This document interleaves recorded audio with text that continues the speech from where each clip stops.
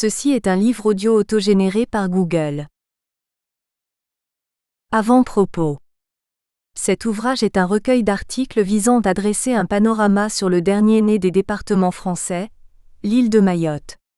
Les contributions constituent une version écrite et actualisée d'une sélection de papiers présentés oralement, lors d'un colloque pluridisciplinaire organisé les 29 et 30 novembre 2012, sous l'égide de l'Observatoire des sociétés de l'océan Indien, OSOI, à l'Université de La Réunion.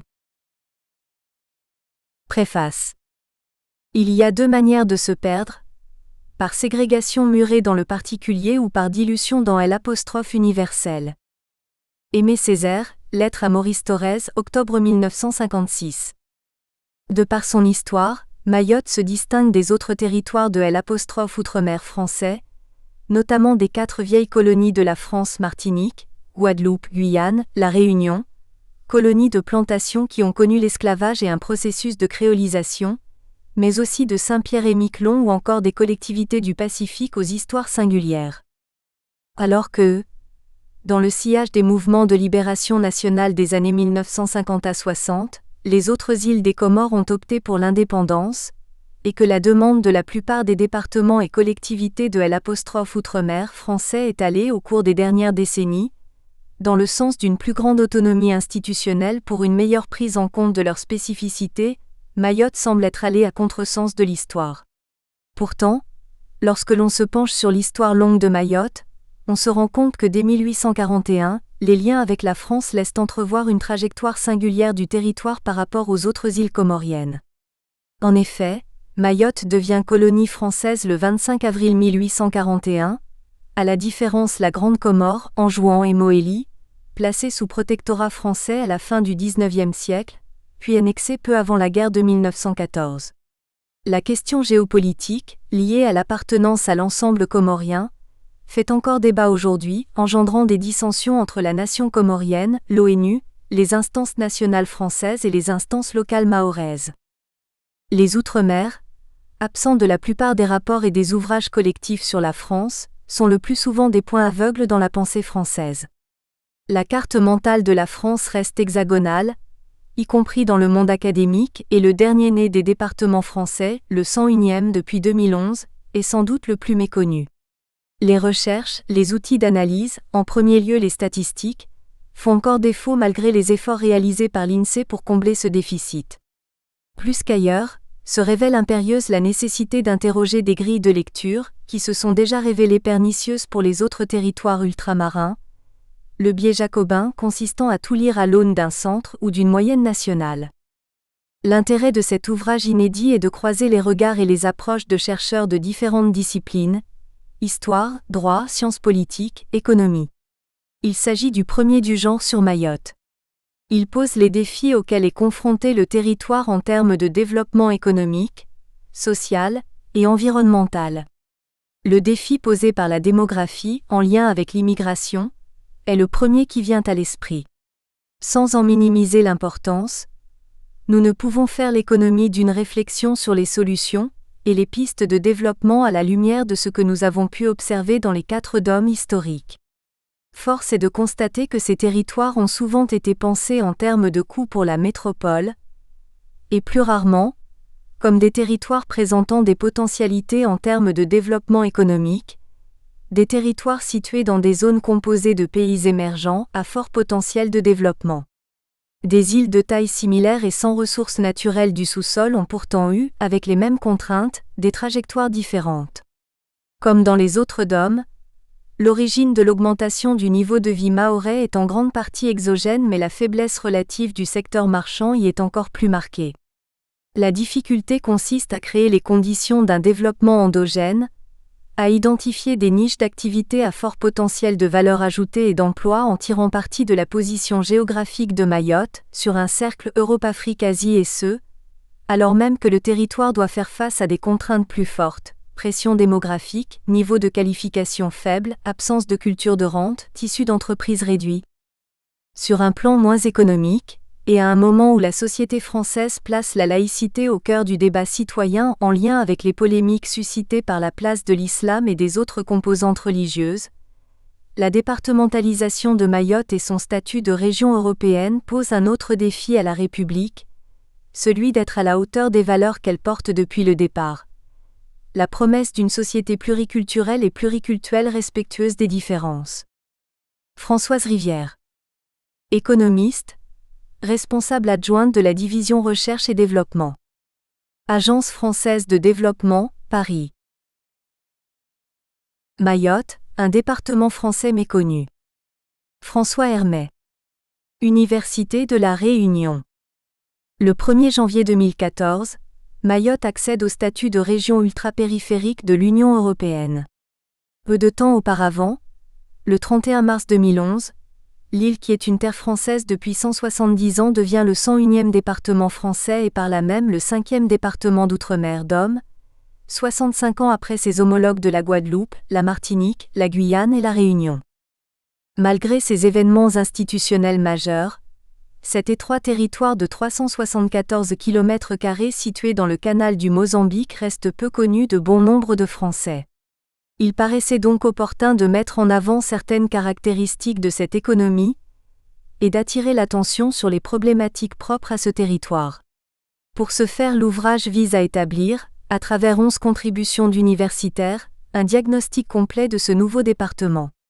Les différents articles permettent en effet de rendre compte de l'essentiel des réalités et proposent des pistes de réflexion sur les dynamiques de développement de ce nouveau département. Peuplée aujourd'hui d'un peu plus de 212 000 habitants, l'île est distante de 8 000 km de l'Hexagone. Son peuplement originel, probablement d'origine bantoue, aurait eu lieu entre le 5e et le 8e siècle. Jusqu'au XIIIe siècle, des relations commerciales sont nouées avec les autres îles du canal du Mozambique, Madagascar et l'Afrique. Entre le XIIIe et le XVe siècle, plusieurs invasions arabes dans l'archipel des Comores placent Mayotte sous la domination de sultans musulmans. C'est à cette époque qu'apparaît la religion musulmane aux Comores. La présence européenne est attestée quant à elle dès la première moitié du XVe siècle, les îles de l'archipel étant un point de ravitaillement majeur des navires en route vers les Indes, le golfe Persique et l'Extrême-Orient. À la fin du XVIIIe, de violentes attaques extérieures, principalement malgaches, sont recensées. Ces troubles sont facilités par des querelles dynastiques et l'absence de pouvoir central fort dans ces îles. S'ensuit une période d'instabilité marquée par des divisions internes. Le 25 avril 1841, le sultan d'origine malgache Andrian Tsouli cède l'île de Mayotte à la France. C'est à partir de ce moment que débutent réellement les relations de Mayotte avec la France. Selon Jean-Yves Rochoux, cette histoire est tout à fait improbable sur le plan politico-administratif. Il existe en effet à partir de 1841 une certaine valse des statuts, qui pose la question de l'impact des incessantes modifications statutaires sur le développement. L'auteur propose un examen complet des profondes transformations de la relation entre statut et développement à travers un découpage en 3 périodes. I. La colonie 1841 à 1975. 2. La collectivité territoriale 1976 à 2000. 3. La collectivité départementale 2001 et le cheminement vers la départementalisation de 2011. Cette départementalisation était souhaitée depuis longtemps par les Mahorais. Avec ses promesses égalitaires, l'ancrage dans les institutions républicaines offre les conditions d'un avenir prospère. Cette reconnaissance statutaire fut cependant longue à se dessiner et résulte d'un long parcours sur le plan politique. L'île est longtemps considérée comme le parent pauvre de l'outre-mer français. Elle revendique son appartenance à la nation pendant des décennies, mais comme l'écrivait l'ancien sénateur Marcel Henry, Mayotte est une île amoureuse de la France mais qui voit ses avances repoussées. Constamment repoussées. Yvan Combeau nous offre un riche panorama de ce combat politique à travers un imposant florilège de déclarations certifiant l'attachement de cette île à la République française et sa volonté indéfectible de s'y enraciner. Sur le plan géopolitique, le rattachement de Mayotte à la France ne se fait pas sans heurts. Il est en effet à l'origine d'un contentieux international et entraîne de vives tensions diplomatiques entre la France et l'État des Comores. Le 22 décembre 1974, lors d'un référendum d'autodétermination, le territoire d'outre-mer des Comores se prononce globalement pour l'indépendance à l'exception toutefois de l'île de Mayotte.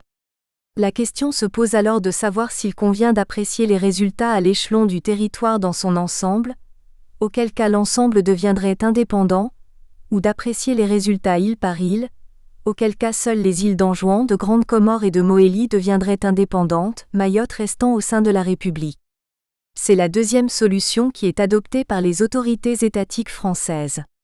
Au nom de l'intangibilité des frontières, la nouvelle République des Comores conteste cette décision et revendique toujours sa souveraineté sur Mayotte, 4e étoile de son drapeau.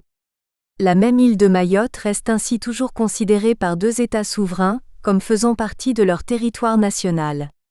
Mita Manouvel nous propose ici une analyse rigoureuse de l'évolution de ce contentieux juridique et politique. Sur un plan juridique, l'accès à la départementalisation de Mayotte pose aussi la question de l'avenir du statut civil de droit local applicable à Mayotte. En France, les règles juridiques applicables devraient être celles du droit civil, mais certaines catégories de personnes bénéficient d'un régime juridique dérogatoire au droit commun pour l'application de règles spéciales. Ces dernières, souvent d'origine coutumière, ne s'appliquent qu'à un groupe déterminé de personnes. À l'instar des Kanaks de Nouvelle-Calédonie, des Mélanésiens de Wallis et Futuna et des Amérindiens de Guyane, les Mahorais de Mayotte bénéficient de règles spéciales. À l'annonce de sa départementalisation, qui conduit nécessairement à l'identité législative, la doctrine avait annoncé la disparition de ce statut personnel particulier propre aux Mahorais. Ce ne fut pourtant pas le cas. Une ordonnance du 3 juin 2010 réaffirme, de manière très officielle, l'existence du statut personnel mahorais et rappelle son régime juridique. Selon Élise Ralzer cependant, cette survie du statut personnel mahorais n'est qu'apparente. Son agonie est bien réelle et son avenir semble bien incertain. À ces transformations institutionnelles profondes, s'ajoutent de nombreux défis à relever sur le plan économique et social. Mayotte enregistre en la matière un retard très significatif par rapport aux autres régions françaises et européennes. Malgré une croissance de l'ordre de 10% par an au cours de ces dernières années, cette économie reste encore aujourd'hui structurellement à mi-chemin entre pays du Sud et pays du Nord. On note la coexistence d'une activité de subsistance, agriculture, pêche, et d'une activité de service, dominée par les administrations publiques dont le poids relatif est extrêmement important. Près des 2/3 du PIB, 62%, émanent en effet de la dépense de consommation finale de ces dernières, soit nettement plus qu'à La Réunion, 37%, ou qu'au niveau national, 26%. Le deuxième contributeur au PIB est la dépense de consommation finale locale des ménages. Celle-ci est dynamisée par la hausse des rémunérations versées par les administrations publiques, qui double entre 2005 et 2011, du fait principalement d'une hausse des effectifs. Le rattrapage du SMIC vers le SMIC national et l'extension progressive des prestations sociales, allocations familiales, assurance chômage, retraite, etc., contribuent également à l'accroissement du revenu des ménages. Malgré ces progrès manifestes, une part significative de la population continue à vivre dans une grande précarité. Fin 2011, un long conflit social contre la vie chère a paralysé l'activité économique de l'île pendant 43 jours. Il faut admettre qu'une certaine désillusion s'est emparée de la population face à une départementalisation qui était perçue, à tort, comme une amélioration immédiate des conditions de vie. Le PIB moyen par habitant, même s'il progresse, reste 2,4 fois inférieur à celui de La Réunion et 4 fois inférieur à celui de la France hexagonale. Au sein même de la population, les inégalités sont encore plus marquées. Dans un tel contexte, la question du niveau de pauvreté relative de Mayotte devient essentielle. Ce niveau doit être comparé à ceux de la métropole, des autres DOM, en particulier de La Réunion distante de 1500 km, et des autres îles voisines de l'océan Indien. C'est l'objectif que se fixent Michaël Goujon et François Hermet. Évaluer le niveau de la pauvreté au sein de ce nouveau DOM et procéder ensuite à une comparaison territoriale des inégalités. Les auteurs ont pour cela recours au calcul de l'indice de pauvreté humaine. Cet indicateur, utilisé par les Nations Unies, révèle des privations significatives dans 3 éléments essentiels de la vie humaine: la longévité, la connaissance et les moyens économiques. À la lumière de cette analyse, le niveau de pauvreté à Mayotte apparaît particulièrement élevé. Parmi les causes reconnues de la pauvreté figurent celles relatives à l'exclusion du marché du travail. Les caractéristiques de celui-ci sont analysées par François Hermet et Michel Paul. À Mayotte, le marché du travail rencontre un nombre significatif de difficultés. Certaines catégories de la population comme les femmes, les peu qualifiés et les personnes de nationalité étrangère sont davantage touchées que la moyenne. Le chômage de longue durée est exceptionnellement élevé. Plus de 8 chômeurs sur 10 le sont depuis plus d'un an, et les taux d'activité sont extrêmement bas, notamment chez les jeunes. Paradoxalement, le taux de chômage au sens du Bureau international du travail, BIT, 19,5% soit 9500 personnes en 2013, est le plus faible des 5 DOM. Ce chiffre est néanmoins trompeur. Environ 30 000 Mahorais, déclarés inactifs au sens du BIT, appartiennent en réalité au halo autour du chômage. Dans la plupart des cas, ils souhaitent travailler mais n'étant pas dans une prospection pleinement active de recherche d'emploi, ils ne rentrent pas dans les statistiques officielles du chômage. Tous ces indicateurs témoignent de la difficulté de l'économie mahoraise à mettre dans l'emploi une partie de sa population. Ce constat est d'autant plus inquiétant que les créations d'emplois n'apparaissent pas soutenables à terme, puisque majoritairement tirées par le secteur public. Mayotte dispose toutefois d'atouts économiques réels. Leur valorisation requiert cependant des choix politiques forts. Sur les plans sanitaires et environnemental, la faible superficie de Mayotte conjuguée à une forte croissance démographique soulève inéluctablement des questions cruciales en matière d'alimentation en eau potable, dont 25% de la population reste encore privée, et de gestion des déchets. Daouda Diakité et Freddy Huette estiment que l'augmentation prévisible des besoins domestiques, agricoles et industriels en eau pourrait à terme se traduire par des tensions sur la ressource. De son côté, l'élimination des déchets nécessite que soient réalisés de sérieux et donc coûteux efforts pour mettre à niveau les infrastructures et optimiser l'organisation des filières. Face à cette situation globalement dégradée, il ne fait aucun doute que d'importants transferts publics s'avèrent encore nécessaires. Ces fonds permettent de reproduire à Mayotte le processus de convergence en termes de niveau de vie qui fut observé pour les 4 premiers DOM. La mise en place du revenu de solidarité active depuis le 1er janvier 2012 constitue un exemple de mesure contribuant à la lutte contre la pauvreté. Son montant de 119 € lors de sa mise en place, soit 4 fois moins que le niveau national, est revalorisé chaque année. Comme pour les 4 premiers DOM, l'égalité des droits avec la métropole prendra en effet plusieurs décennies. Parallèlement, le rattrapage en matière d'équipement et d'infrastructures de développement nécessite d'avoir recours aux fonds européens. Pour en bénéficier cependant, c'est poser la question du statut à choisir à l'égard de l'Union européenne. Région ultrapériphérique RUP, ou pays et territoire d'outre-mer PTOM? Mayotte a choisi de délaisser ce dernier parce qu'elle enviait aux RUP l'accès aux fonds structurels. Les conditions de la rupéisation qui ont été appliquées à Mayotte sont ici décrites par Hélène Pongerard-Payet. L'auteur s'attache également à fournir une analyse objective des avantages et des contraintes inhérentes à ce statut. Pour autant, le changement statutaire de Mayotte et l'augmentation des transferts publics qui en découlent ne pourra garantir à lui seul la croissance économique. Mayotte reste handicapée par l'étroitesse de son marché intérieur qui reste un frein à l'investissement, difficulté à réaliser des économies d'échelle par exemple, par son isolement des grands centres industrialisés qui pèsent sur les coûts de transport et par le manque de débouchés extérieurs. D'ailleurs, la forte contribution des administrations à la valeur ajoutée totale n'est pas imputable à un poids excessif de l'administration publique au regard des standards nationaux, mais à la trop faible part des entreprises dans la production économique. L'île aux parfums dispose pourtant d'atouts sur lesquels elle pourrait asseoir son développement. Des avantages comparatifs traditionnels dans les productions d'ylang-ylang, de vanille ou de cannelle.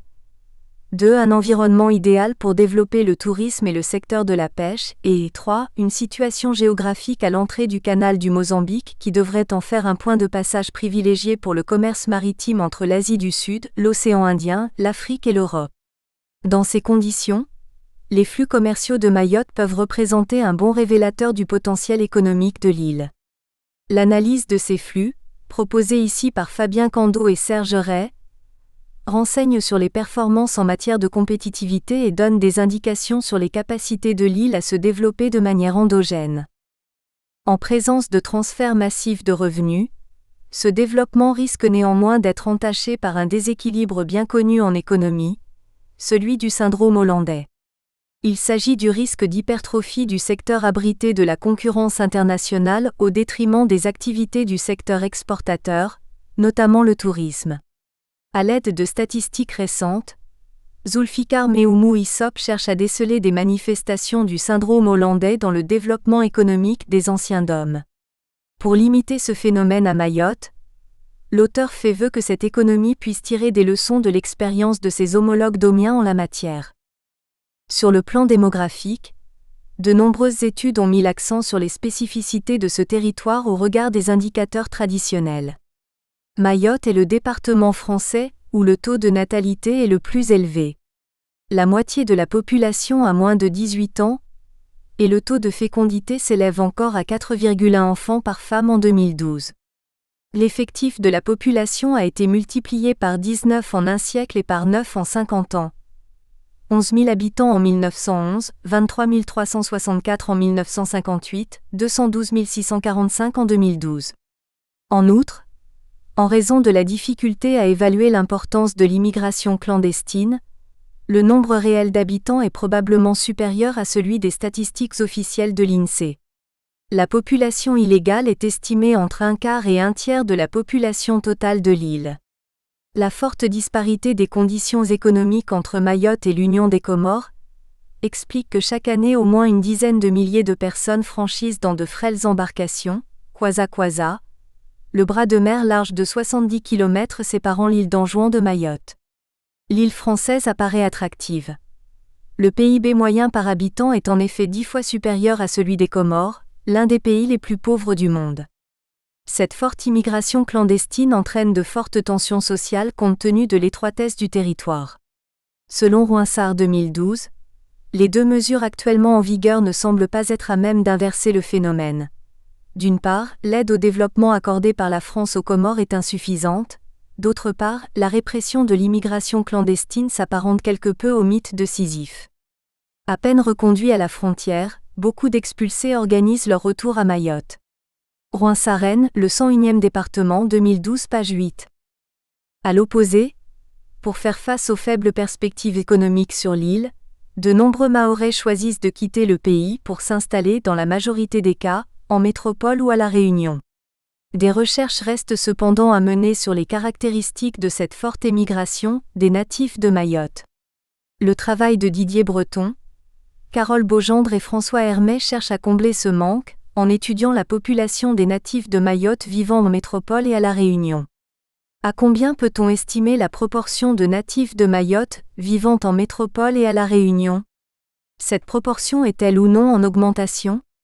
Les Mahorais vivant en métropole ont-ils des profils démographiques et socio-économiques proches de ceux vivant à La Réunion? Existe-t-il des échanges migratoires des natifs de Mayotte entre La Réunion et la métropole? Autant de questions auxquelles les auteurs s'attachent à apporter des éléments de réponse. En définitive, par son positionnement interdisciplinaire, cet ouvrage propose une analyse globale des spécificités de Mayotte et révèle les nombreux challenges que ce jeune département français doit relever.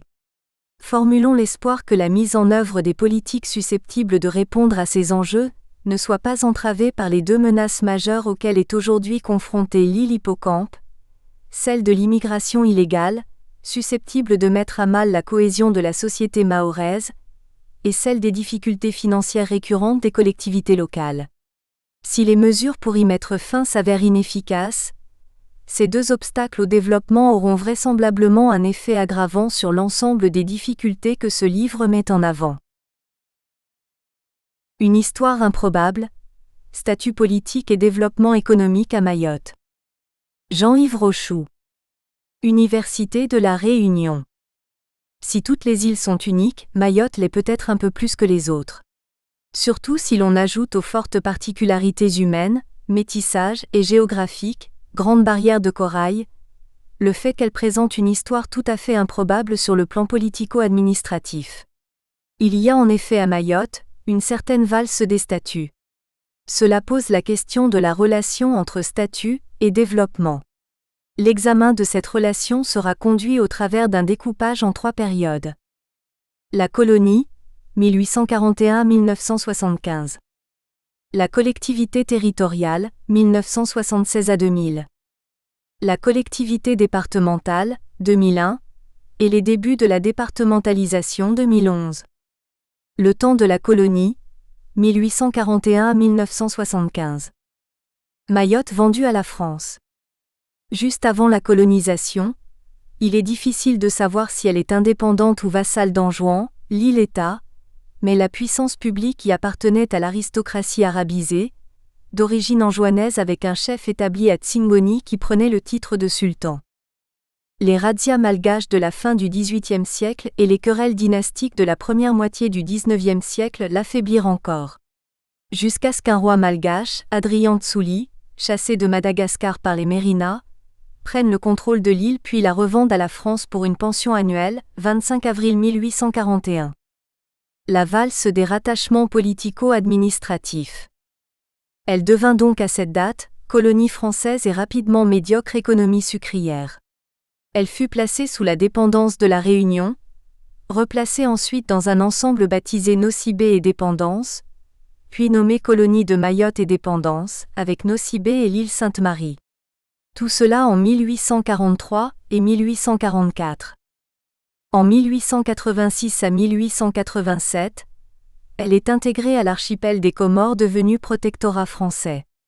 Elle y perd son caractère d'unique représentante de la métropole dans la région, mais le gouverneur de Mayotte a autorité sur le résident, chargé de l'exercice du protectorat dans chaque sultanat. Il reste que, sur le plan économique, la situation n'est guère brillante. L'économie sucrière est à l'agonie, les essais de café, de coton et le développement de la vanille et de l'îlan-îlan ne parviennent pas à restaurer la prospérité, l'autosuffisance alimentaire n'est pas assurée. La valse des statuts politico-administratifs va continuer. Ainsi en 1896, les Comores sont rattachées au gouvernement de la Réunion. Puis, à compter de 1908, la colonie de Mayotte et des autres Comores est rattachée au gouvernement général de Madagascar. En 1914, la colonie des Comores est devenue une simple province d'une colonie malgache unitaire, l'intégration est totale. En 1925, face aux inconvénients de cette assimilation, la France revient à une décentralisation administrative au profit des Comores avec un poste d'administrateur supérieur et un conseil consultatif à Mayotte. En fait, c'est le flou administratif et l'ensemble se trouve livré à lui-même jusqu'en 1946. Après plus d'un siècle de colonisation et des situations politico-administratives nombreuses et diverses, l'économie de Mayotte est marquée par la dépendance alimentaire, la dépendance par rapport aux cours mondiaux, les microproductions, le caractère erratique des productions et des échanges. Après la Seconde Guerre mondiale, les Comores deviennent un tome. Après la Seconde Guerre mondiale, la nouvelle politique française vis-à-vis de ses colonies, association et décentralisation, entraîne un nouveau changement de statut pour Mayotte et la perte définitive de sa primauté. Les Comores deviennent un territoire d'outre-mer, TOM, en 1946 avec une relative autonomie administrative et financière. En 1952, le Conseil général devient Assemblée territoriale et son siège est transféré à Moroni. En 1958, cette Assemblée vote une motion qui demande le transfert de la capitale de Dzaoudzi à Moroni. Cela ne sera effectif qu'en 1966. Mayotte se sent très concrètement mise à l'écart et on évoque déjà l'hégémonie comorienne. À la fin des années 1950, le début de progrès économique et social qui se manifeste sur l'archipel va être totalement masqué par l'opposition politique de Mayotte au reste des Comores. En 1958, les Comores décident de rester TOM, alors que les élus mahorais réclament un statut de département d'outre-mer. De l'opposition à la séparation. Ensuite, l'opposition entre les deux ensembles va se radicaliser. Mayotte, traumatisée par les pertes d'emplois, départ des fonctionnaires et par la minceur des crédits consacrés aux équipements, routes en particulier, va s'organiser en mouvement populaire mahorais. Le Parti soldat milite pour un statut qui maintiendrait son identité au sein de la République française. Les autres îles des Comores vont progressivement s'orienter vers la demande de l'indépendance. En 1974, les 4 îles sont consultées sur l'indépendance. 95% des Comoriens y sont favorables et Mayotte refuse à 65% cette indépendance. En 1975, les Comores proclament unilatéralement leur indépendance et Mayotte déclare rester française. La France décide de séparer le cas de Mayotte des autres îles et lance une nouvelle consultation en 1976, référendum favorable à 99,4%, qui confirme le choix des Mahorais. Mais la France ne désire pas aller vers la départementalisation de Mayotte. Elle choisit donc un statut hybride qui pourrait lui permettre, c'est ce que semblent penser certains responsables français, de réintégrer les Comores à plus ou moins long terme. Mayotte devient une collectivité territoriale de la République. L'impasse juridique est totale entre la France et Mayotte d'une part, et les Comores et l'ONU d'autre part. Mayotte est française pour les premières ou comorienne pour les secondes. C'est le début de l'affaire mahoraise. Une boucle défavorable. Sur le plan économique, au moment de la séparation, aucune de ces îles n'est à même d'assurer son équilibre économique. Le niveau de vie de la population est très faible, l'emploi rare et la production agricole très insuffisante. À Mayotte, on doit, et de plus en plus, faire appel à l'importation pour les besoins alimentaires. Les importations de riz sont en valeur supérieure au total des exportations mahoraises. Il n'y a pas vraiment d'industrie de transformation, uniquement des activités de services et de commerce. Cela reste dans une logique coloniale qui ne permet pas le développement. Il y a des recettes d'exportation, mais elles sont faibles, des transferts publics métropolitains assez modestes et très peu d'investissements publics et privés. Le résultat, c'est un capital humain très sous-développé, santé, formation, nutrition, et des infrastructures publiques très insuffisantes. C'est la période des îles oubliées. À la fin des années 1970, Mayotte a donc connu une trajectoire historique politico-administrative très improbable. Elle présente une indéniable singularité. Elle est passée par une multiplicité de statuts et d'appartenance à des ensembles variés. Il est difficile de savoir si cette instabilité institutionnelle et organisationnelle a eu une influence négative sur son développement, c'est possible, même probable. D'une manière habituelle, on considère que la stabilité des institutions et des organisations publiques est plutôt favorable au développement des entreprises et des échanges, de l'économie en général. Mais la multiplicité des rattachements à des ensembles divers est aussi le signe de la recherche par la France d'une solution qui permette à Mayotte un certain développement. Du moins un développement selon la logique coloniale de l'époque, c'est-à-dire au travers d'une spécialisation agricole, d'une culture de rente comme la canne à sucre ou au pire de cultures vivrières pour les îles voisines. Mais cela n'a pas fonctionné, et les tentatives non sucrières ont tourné court ou sont restées marginales. Les raisons de l'échec du développement d'une économie sucrière à Mayotte sont multiples mais l'épuisement rapide des terres, l'isolement maritime de l'île et le marasme sur le marché mondial du sucre, la période faste est passée, en sont sans doute les principaux facteurs explicatifs. L'échec économique colonial s'est accompagné de l'échec d'un développement des cultures vivrières. Sur la période, Mayotte devient de plus en plus dépendante de l'extérieur pour son alimentation. C'est assez normal dans la mesure où la logique coloniale et ses cultures de rente bloquent, le plus souvent, le développement des cultures vivrières. Il reste, au total, que l'île semble présenter peu de possibilités de développement. Si l'on peut penser que la fréquence des changements statutaires n'a pas favorisé le développement de Mayotte, on peut aussi considérer que l'échec initial d'un développement colonial sucrier explique les différentes tentatives organisationnelles de la France. Il y a donc vraisemblablement interrelation entre non-développement et modification statutaire. Il y a là une sorte de cercle vicieux, de boucle appauvrissante ou pour le moins non développante. Le temps de la collectivité territoriale, 1976 à 2000. Le statut change encore, l'économie moins. La période est doublement paradoxale pour Mayotte. D'une part, le statut de collectivité territoriale CT qui est adopté initialement n'engage pas a priori Mayotte sur la voie de la départementalisation, mais en fait, cela évolue assez vite en ce sens. D'autre part, l'économie reste très largement traditionnelle malgré ces changements politiques importants, même si une Mayotte moderne commence à se développer progressivement vers une quasi-départementalisation. Avec le statut de CT, loi du 24 décembre 1976, Mayotte dispose d'un conseil général avec les compétences des conseils généraux de métropole et le préfet assure l'exécutif. Même si cela n'est pas encore complètement évident sur le plan de l'organisation politique, ce n'est pas une organisation départementale. La collectivité de Mayotte est clairement en voie de départementalisation dans la pratique avec la fin des années 1980. À la française et sous la pression politique locale, on installe en effet des administrations, des infrastructures diverses, réseaux, ports, qui font penser à un processus d'intégration plutôt départemental. La temporisation du gouvernement français n'a pas eu raison de la détermination mahoraise. C'est ce qui permet au député mahorais Henri Jean-Baptiste en 1991 de faire remarquer à un ministre que « Nous avons ainsi le sentiment que Mayotte s'installe progressivement dans une véritable départementalisation de fait. Mais il faudra bien un jour, monsieur le ministre, que le gouvernement se décide à accorder le droit avec ces réalités. » Le mouvement, sous la pression de l'opinion et des politiques mahorais, est clairement dans le sens d'une intégration à la France au travers du statut de DOM.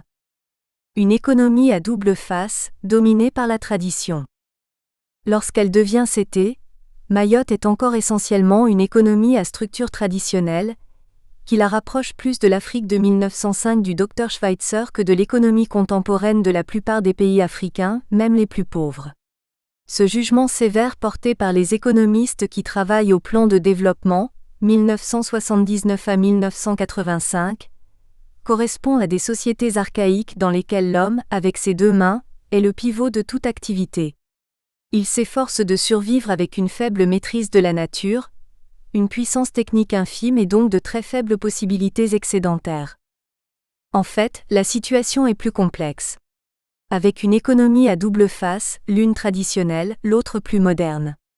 Cela correspond au lent processus de monétarisation, à l'impact économique et culturel engendré par les colons et à une économie de plantation, même très peu développée.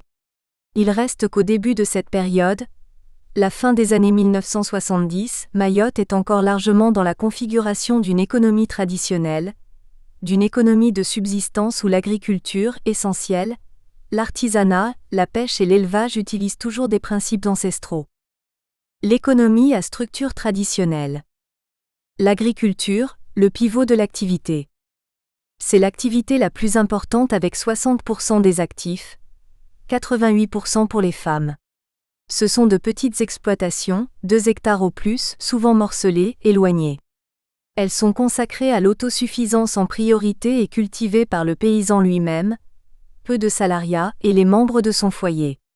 L'essentiel de la surface agricole est consacré aux cultures vivrières, 9 700 hectares dont 3 300 de riz pluvial sur 14 550 en 1987, puis aux cultures de rinte, moins de 10%, et enfin aux cocotiers et arbres fruitiers. Les systèmes de culture sont fondés sur un assolement avec jachère et des cultures en association. La priorité absolue est celle de la culture du riz sur essarts forestiers. C'est une nécessité alimentaire mais c'est aussi socialement important dans l'univers mahorais. Fête et récolte du riz. Le défrichement et le sarclage nécessaires au riz pluvial consomment beaucoup de travail. Les autres cultures nécessitent des techniques moins complexes. Elles sont aussi moins exigeantes en travail et elles sont moins suivies qu'elles ne devraient l'être du fait de la priorité risicole. Les cultures de rinte bouleversent les techniques traditionnelles et les paysans mahorais n'acceptent de les pratiquer que marginalement. Techniquement, les outils sont rudimentaires, machettes, pioches, la traction attelée est rare, la motorisation et l'irrigation absente. En l'état, il y a peu de marge de progrès. Les agriculteurs de l'économie traditionnelle ont des activités de complément, ce sont le plus souvent des pluriactifs. Ces activités sont indispensables au système car elles apportent de précieux compléments pour l'alimentation, les combustibles et les revenus des familles mahoraises. La forêt est fortement exploitée, considérée comme un bien commun, souvent utilisée de manière illicite. Mais la ressource s'épuise rapidement. Le couvert forestier représente 15 000 hectares en 1968 et 5 500 en 1974. L'élevage est assez marginal, bovins, caprins surtout et animaux de basse-cour, et les bêtes sont plutôt chétives. Les ressources animales les plus importantes sont fournies par la pêche, lagons et barrières récifales, pour une nourriture d'appoint. 90% des pêcheurs sont aussi et surtout agriculteurs. L'artisanat est souvent une activité dans le prolongement de l'agriculture. Toutes ces activités sont donc très fortement mêlées. Il y a une très faible spécialisation, des techniques assez rudimentaires et un niveau de productivité du travail très modeste. Une économie bloquée? Cette économie traditionnelle à dominante agricole semble peu susceptible d'évoluer. Ainsi, le programme de réforme de l'agriculture du début des années 1980, destiné à améliorer l'autosuffisance alimentaire, n'a pas eu l'effet escompté. De 1984 à 1988, la population de Mayotte a augmenté de 10% et les importations alimentaires de 50%. Cela peut s'expliquer par l'existence de différents blocages. Le premier tient sans doute d'abord à l'histoire coloniale. La logique coloniale est de spécialiser les territoires en fonction du plus grand rapport économique possible pour sa métropole. Cela passe par une culture de rente. C'est, a priori, peu favorable au développement agricole équilibré du territoire et au développement tout court. Du fait de son isolement et de sa pauvreté naturelle, Mayotte correspond de plus au cas d'une colonie à handicaps économiques marqués, pas de matières premières locales, des sources d'approvisionnement très lointaines et une desserte maritime aléatoire et peu dense. À cela s'ajoutent de fréquents blocages des initiatives privées ou publiques par le problème du foncier. L'occupation et la propriété des sols posent souvent des problèmes inextricables, du fait de la superposition historique des traditions et du droit français. Au problème du foncier s'ajoute celui du comportement des acteurs. Pour les Mahorais, la recherche sécuritaire domine celle d'une augmentation éventuelle du revenu par une innovation, technique, commerciale. L'autarcie fermière va donc dominer puisque lorsqu'un acteur est dans un mode survie, toute adoption d'innovation est perçue comme compromettant sa survie. Avec la fin des années 1980, les débuts de Mayotte la moderne. C'est avec ce statut de cité que Mayotte va connaître le début d'une dynamique économique et sociale, moderne, surtout lorsque l'État va engager des transferts financiers importants à compter de la fin des années 1980. La croissance des transferts financiers publics, TFP. La situation va commencer de changer avec la Convention État-Mayotte 1987 à 1991, complétée par le contrat de plan État-Mayotte 1989 à 1993. À partir de 1987, les engagements de l'État vont prendre la forme d'une intervention massive. Les dépenses nettes de la collectivité passent de 30 millions de francs en 1977 à 338 millions en 1989 et 400 en 1992. Cette croissance considérable ne doit pas faire illusion car le point de départ est très modeste et les besoins sont considérables. Les subventions de l'État et les ressources de la collectivité conduisent à un ratio d'intervention par habitant extrêmement modeste. 4 500 francs contre 20 000 à La Réunion et 25 000 en métropole, fin des années 1980, début des années 1990. Durant la seconde moitié des années 1990, les dépenses de l'État continuent de croître. Elles progressent de plus de 900 millions de francs en 1995 à près de 1,4 milliard en 1999, soit près de 53% de croissance en 4 années. Elles sont consacrées essentiellement à un effort d'investissement.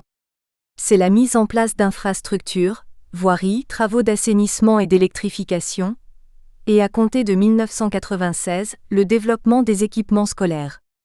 Cela ressemble fort à un processus de départementalisation, sur le plan du financement public, du moins. Les transferts en cause sont relativement modestes, mais dans une économie encore peu monétarisée, cela peut être porteur d'importants et multiples effets. On est par conséquent dans la logique d'un moteur financier externe et public, et l'on peut s'attendre à l'apparition de certains effets caractéristiques de la mise en place de la départementalisation. La mise à niveau de l'administration et des équipements de base. Il y a d'abord une augmentation considérable des emplois dans les administrations. Les salariés des services non marchands passent de 1391 en 1978 à 9108 en 1997. C'est une multiplication par plus de 6,5. C'est une progression beaucoup plus rapide que celle du total de l'emploi sur la période, plus 77%. Cela correspond à la volonté de l'État de doter l'île d'une administration plus efficace avec le développement de ses propres services, mais aussi de ceux du Conseil général, des communes, de la chambre professionnelle. Les TFP sont aussi destinés à mettre en place les infrastructures de base. Dessertes maritimes, aériennes, réseaux routiers, distribution d'eau, réseau électrique, et les grands services publics, enseignement et santé. Il s'agit de mettre à niveau le territoire, en matière de services publics, compte tenu de son nouveau statut de quasi-futur département. Cela suppose souvent la mise en place d'infrastructures matérielles lourdes qui vont exiger du temps pour être opérationnelles, les différents réseaux. Il s'agit aussi de services personnels, ce qui va exiger une main-d'œuvre importante et particulièrement formée, souvent extérieure, santé et éducation. Les effets économiques, Domien ? Ce point concerne l'effet économique des TFP. A priori, la transformation induite est importante, même si nous savons déjà que l'économie traditionnelle occupe toujours une place essentielle. On peut remarquer que, dans différents domaines économiques, des évolutions structurelles rappellent ce qui a pu se passer dans les DOM. Ce sont les phénomènes classiques domiens de la départementalisation. D'autres évolutions apparaissent comme étant plus spécifiques à Mayotte. Les effets classiques. On peut en relever 3 principaux qui sont habituellement présents dans les petits territoires intégrés, éloignés du reste du territoire national, et qui ont connu des entrées très importantes de capitaux publics, comme les DOM. Ainsi, le solde du commerce extérieur devient fortement déficitaire avec des importations qui suivent le rythme des TFP et des exportations traditionnelles qui plafonnent. En 1976, le solde de la balance commerciale à Mayotte était déjà négatif, à hauteur de 15 millions de francs environ avec un taux de couverture modeste, 26%. Durant les années suivantes, ce taux fluctue largement, mais en tendance longue, il diminue assez nettement pour atteindre un très bas niveau historique de 2% en 1999. Ensuite, directement ou indirectement, les dépenses publiques dans le territoire ont eu aussi un effet dynamisant sur le taux de croissance du PIB, revenu pendant la période. Le PIB semble progresser rapidement avec un taux de croissance annuel moyen de 10% en valeur. 1989 à 1991. L'effet multiplicateur des TFP y est sans doute pour quelque chose, mais le caractère ponctuel de l'estimation du PIB et l'absence de données à prix constant rendent difficile l'appréciation de l'effet. Au-delà de ces effets macroéconomiques, le processus de départementalisation développe aussi des effets sectoriels. Cela concerne surtout le développement du commerce, du BTP et de l'industrie. On les retrouve assez nettement dans le cas de Mayotte, dès l'instauration de l'ACT. Le BTP occupe par nature une place essentielle dans le processus de quasi-départementalisation centré sur la construction d'infrastructures matérielles, car le bien produit ne peut l'être que localement. Au début des années 1990, le secteur concentre ainsi 2000 des 5000 salariés de l'île, 40%, et au 1er janvier 2000 près de 50%, 4797 sur 9636. C'est logiquement un secteur très important de l'économie marchande. Au début de la période de la CT, l'industrie est marginale à Mayotte avec des entreprises artisanales, 12% des actifs en 1990. Pour l'essentiel, cette industrie est liée à la transformation des produits agricoles pour l'exportation. Il reste que ce blocage colonial de l'industrie ne dure qu'un temps du fait de l'augmentation de la taille du marché, des stratégies d'alliance entre importateurs et producteurs locaux. Ce sont des entreprises de l'agroalimentaire comme la Rizomais, rizerie et Provenderie, la laiterie Oula, lait et yaourt, ou des producteurs de matériaux de construction, menuiserie PVC, préfabrication, briqueterie. C'est le début de l'import-substitution. Mais au total, le développement industriel reste très modeste. En pourcent de salariés au 1er janvier 2000, l'industrie occupe 1093 personnes, soit 11,3% du total. Cela semble peu différent de la situation 10 ans avant, 12% des actifs en 1990. Le commerce, import-distribution, est l'activité dominante, plus de 50% des CA en 1989, du fait de l'insuffisance de la production locale et de la progression de la demande induite par les TFP. Sur la période, le secteur est encore peu structuré mais assez concentré. Quelques grosses sociétés sont à la fois importateurs, grossistes et détaillants et en croissance forte. S'il n'y a qu'une centaine d'entreprises commerciales en 1980, elles sont 781 en 1989. Nous espérons que vous avez apprécié cet aperçu. Pour continuer à écouter ce livre audio sur Google Play Livres, utilisez le lien dans la description de la vidéo.